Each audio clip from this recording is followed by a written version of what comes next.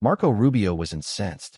Here he was in the cabinet room of the White House, the Secretary of State, seated beside the president and listening to a litany of attacks from the richest man in the world. Seated diagonally opposite, across the elliptical mahogany table, Elon Musk was letting Mr. Rubio have it, accusing him of failing to slash his staff. "You have fired nobody," Mr. Musk told Mr. Rubio, then scornfully added that perhaps the only person he had fired was a staff member from Mr. Musk's Department of Government Efficiency. Mr. Rubio had been privately furious with Mr. Musk for weeks, ever since his team effectively shuttered an entire agency that was supposedly under Mr. Rubio's control, the United States Agency for International Development. But, in the extraordinary cabinet meeting on Thursday in front of President Trump and around 20 others, details of which have not been reported before, Mr. Rubio got his grievances off his chest. Mr. Musk was not being truthful, Mr. Rubio said. What about the more than 1,500 State Department officials who took early retirement and buyouts? Didn't they count as layoffs? He asked, sarcastically, whether Mr. Musk wanted him to rehire all those people just so he could make a show of firing them again. Then he laid out his detailed plans for reorganizing the State Department. Mr. Musk was unimpressed. He told Mr. Rubio he was good on TV, with the clear subtext being that he was not good for much else.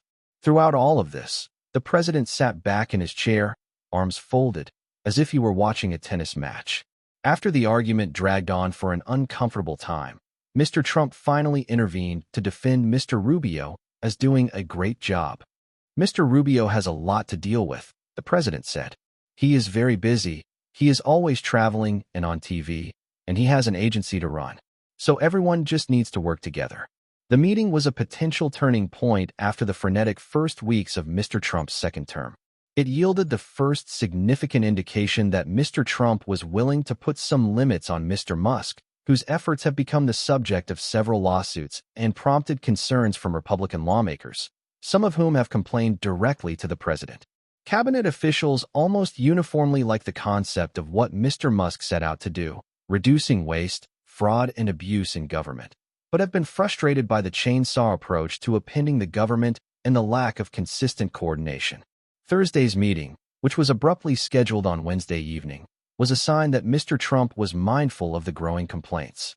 He tried to offer each side something by praising both Mr. Musk and his cabinet secretaries.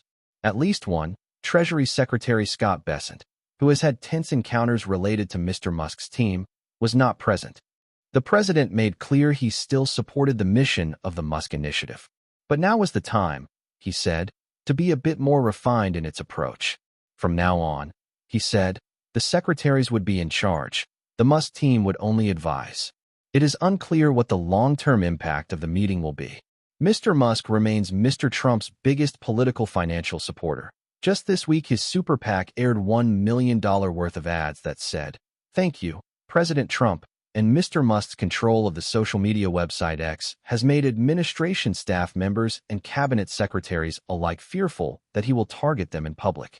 But if nothing else, the session laid bare the tensions within Mr. Trump's team, and news of the sharp clashes spread quickly through senior ranks of cabinet agencies after it was over. This account is based on interviews with 5 people with knowledge of the events. In a post on social media after the meeting, Mr. Trump said the next phase of his plan to cut the federal workforce would be conducted with a scalpel rather than a hatchet, a clear reference to Mr. Musk's scorched earth approach. Mr. Musk, who wore a suit and tie to Thursday's meeting instead of his usual t-shirt after Mr. Trump publicly ribbed him about his sloppy appearance, defended himself by saying that he had 3 companies with a market cap of tens of billions of dollars, and that his results spoke for themselves. But he was soon clashing with members of the cabinet. Just moments before the blow-up with Mr. Rubio, Mr. Musk and the Transportation Secretary, Sean Duffy, went back and forth about the state of the Federal Aviation Administration's equipment for tracking airplanes and what kind of fix was needed. Howard Lutnick, the Commerce Secretary, jumped in to support Mr. Musk. Mr. Duffy said the young staff of Mr. Musk's team was trying to lay off air traffic controllers. "What am I supposed to do?" Mr. Duffy said. "I have multiple plane crashes to deal with now, and your people want me to fire air traffic controllers?" Mr. Musk told Mr. Duffy that his assertion was a lie. Mr. Duffy insisted it was not. He had heard it from them directly. Mr. Musk, asking who had been fired, said, "Give me their names. Tell me their names." Mr. Duffy said there were not any names, because he had stopped them from being fired. At another point, Mr. Musk insisted that people hired under diversity, equity, and inclusion programs were working in control towers. Mr. Duffy pushed back and Mr. Musk did not add details, but said during the longer back and forth that Mr. Duffy had his phone number and should call him if he had any issues to raise. The exchange ended with Mr. Trump telling Mr. Duffy that he had to hire people from MIT as air traffic controllers. "These air traffic controllers need to be geniuses," he said. The Secretary of Veterans Affairs, Doug Collins, has been dealing with one of the most politically sensitive challenges of all the cabinet secretaries.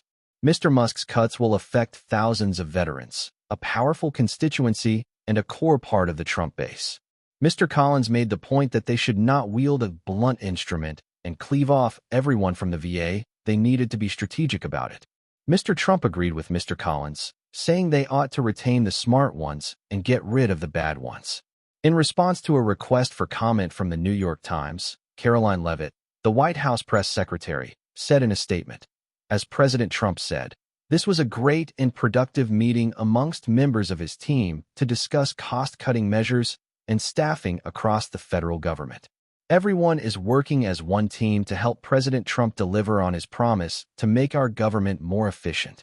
Tammy Bruce, a spokeswoman for the State Department, responded, "Secretary Rubio considered the meeting an open and productive discussion with a dynamic team that is united in achieving the same goal, making America great again." A Department of Veterans Affairs spokesman said, "As President Trump has said, it's important to increase efficiency and reduce bureaucracy while keeping in place the best and most productive federal employees. VA is working with DOJ and the rest of the administration to do just that." In a post on X on Friday, Mr. Duffy praised Mr. Trump and the work Mr. Musk's team is doing and said it was an effective cabinet meeting. He added that the DI department at the FAA was eliminated on day 2, and that Mr. Trump's approach of a scalpel versus a hatchet and better coordination between secretaries and DOJ is the right approach to revolutionizing the way our government is run. Mr. Musk, who later claimed on X that the cabinet meeting was very productive, seemed far less enthused inside the room. He aggressively defended himself, reminding the cabinet secretaries that he had built multiple billion-dollar companies from the ground up and knew something about hiring good people. Most cabinet members did not join the fray. Mr. Musk's anger directed at Mr. Rubio in particular seemed to catch people in the room by surprise, one person with knowledge of the meeting said. Another person said Mr. Musk's caustic responses to Mr. Duffy and Mr. Rubio seemed to deter other cabinet members, many of whom have privately complained about the Musk team, from speaking. But it remains to be seen how long this new arrangement will last. Jonathan Swan is a White House reporter covering the administration of Donald J. Trump. More about Jonathan Swan. Maggie Haberman is a White House correspondent, reporting on the second, non-consecutive term of Donald J. Trump.